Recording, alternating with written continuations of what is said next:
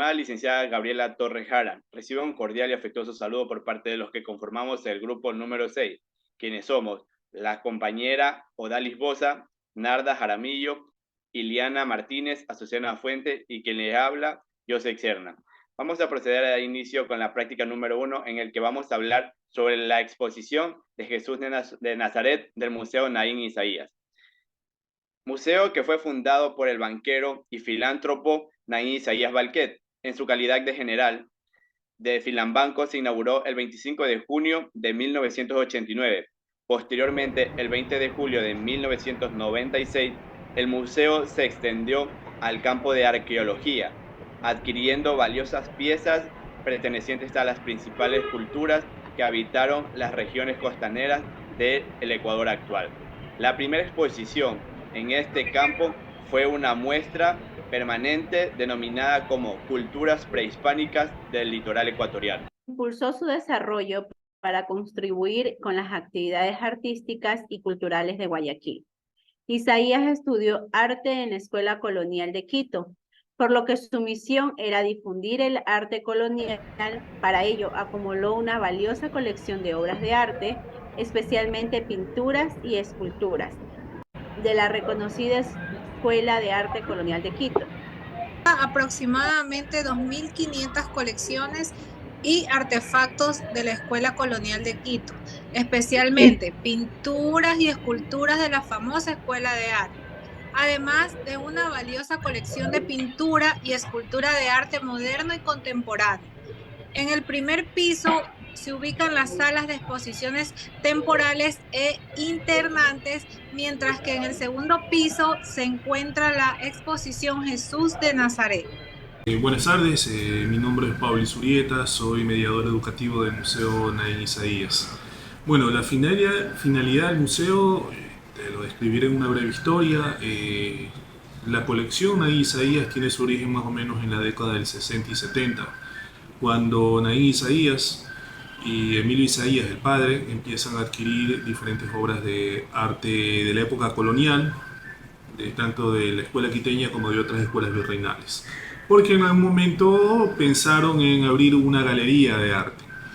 Naín Isaías fallece en el año de 1985 y su familia 5 años después, en este edificio que era una agencia bancaria de Filambanco, Naín Isaías fue el dueño de Filambanco, inauguran en el segundo piso el Museo de Arte Colonial Naín Isaías Balquet, y hasta el año de 1998 le perteneció al Filambanco, es decir, a la familia Isaías. La finalidad de este museo fue creado para difundir lo que es el arte que se desarrolló en la escuela quiteña.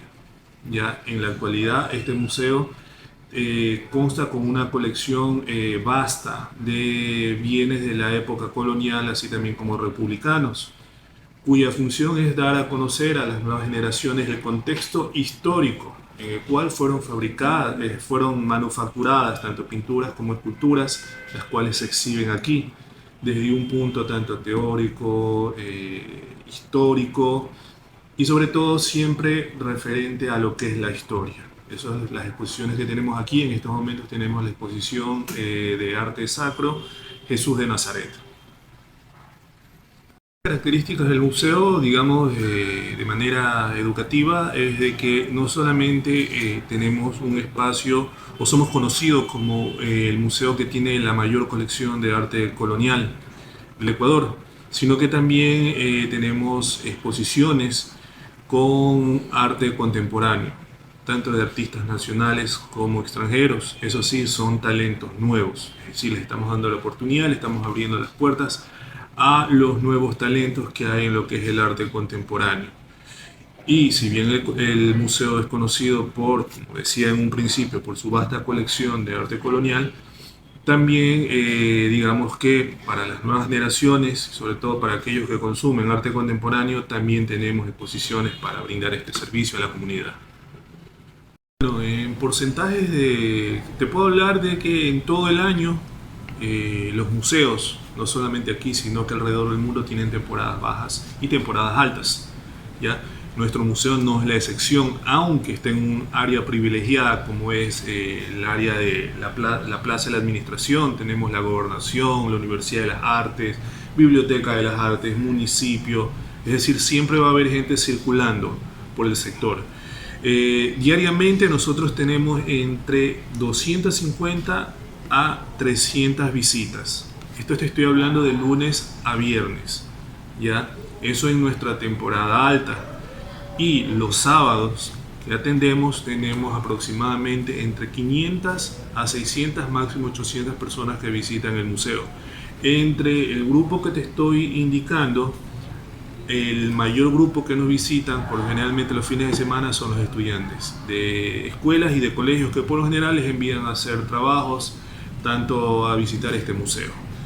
Y en las temporadas conocidas como bajas, que por lo general vendrían a ser enero, febrero o diciembre. Diciembre es un mes muy bajo, especialmente por los días en donde están las fiestas.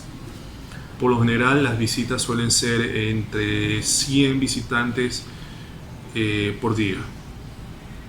Las obras más antiguas que tiene el Museo Nain Isaías, específicamente en la sala de exposiciones Jesús de Nazaret, es una escultura de madera policromada, a la cual tiene por nombre la Virgen del Pajarito. Esta es una escultura de madera en donde puedes apreciar a la Virgen María en posición sedente, es decir, sentada, y que en su regazo tiene el niño Jesús. El niño Jesús sostiene en su mano derecha un pajarito. Es valiosa porque obviamente es la más antigua que tenemos aquí en el museo, ya que está datada del siglo XVI y está en muy buen estado de conservación. En Isaías hay un total de 2.492 obras, entre las cuales un 98% son obras de la época colonial y el resto de porcentajes son obras de arte republicano, un pequeño porcentaje de arte moderno y también contemporáneo. Eso te estoy hablando es toda la colección del Museo Nain Isaías en lo que tiene en la reserva. En lo que es el contexto de lo que se da en lo que es la sala Jesús de Nazaret, que no se lo enfoca desde un punto de vista religioso, aunque Jesús es obviamente un personaje religioso, pero sobre todo es un personaje histórico. Siempre ponemos en contexto al público visitante, especialmente de escuelas, colegios y universidades, es darle el contexto histórico desde cuándo y por qué se empiezan a hacer estas obras, pinturas y esculturas. Ya, nosotros empezamos a relatar la historia desde el siglo XVI, en donde empiezan a llegar allá a los territorios conquistados por los europeos, las órdenes sacerdotales europeas como los franciscanos y jesuitas. Y ellos, aparte de evangelizar, muy aparte de eso, empiezan a enseñarles oficios a los nativos de los sectores a donde ellos colonizaban. ¿Ya? Entre los oficios que nos interesan a nosotros son los oficios de la pintura y la escultura. ¿Ya? Y desde el siglo XVI, todos estos artistas que por lo general fueron indígenas y mestizos, del siglo XVI hasta finales del siglo XIX, esta agrupación de artistas es lo que ahora se conoce como la escuela quiteña. Es decir, ese es más o menos el siglo en que se empieza a narrar la historia y en donde termina. En las obras más visitadas del museo tenemos, por ejemplo, la que te digo, la Virgen del Pajarito, que es la más antigua, porque aparte de la antigüedad y su importancia, estilo barroco y de que es escultura, habla un poco sobre lo que es la maternidad y el amor de madre, porque el núcleo donde está ubicada representa a la familia, la Sagrada Familia, José, María, Jesús, el amor de padre, José con el niño, el amor de madre, María con el niño. También tenemos, por ejemplo, obras que por el interés, sobre todo en la época actual, despiertan mucha curiosidad en las personas. Por ejemplo, tenemos un tríptico en el segundo piso que es la Virgen de la Ternura. La Virgen de la Ternura, el estilo en el cual está representado no es barroco, sino que es bizantino. Si el barroco es movimiento, bizantino es estático, seriedad, ¿ya? Lo curioso, bueno, y lo que llama la atención y lo que prácticamente a la gente digamos que medita mucho al ver esta obra, porque la Virgen de la Ternura es la santa patrona de naciones como Rusia y Ucrania. Dos naciones en guerra comparten la misma madre protectora. Y también tenemos obras que por su contenido son, digamos, muy fuertes. Al ver, por ejemplo, tenemos en el área de la flagelación de Jesús un cuadro donde hay varias escenas, donde el principal es Jesús siendo azotado por el sayón, que era el torturador. Vemos por ahí a la Virgen María con el apóstol Juan, vemos a querubines que recogen la sangre de Jesús, ¿ya? Y en un lado vemos inclusive a Pedro con el gallo cuando lo niega 3 veces. Es decir, para las personas que son estudiosos tanto de los libros sagrados o estudiosos en historia, ese cuadro es muy llamativo, ¿ya? En cambio hay otro cuadro que está en el área de la aprehensión de Jesús, que tiene varios escenarios, tiene una parte muy especial, ¿ya? Tiene varias escenas, pero hay una que no consta en la Biblia, ni en ningún libro sagrado canónico.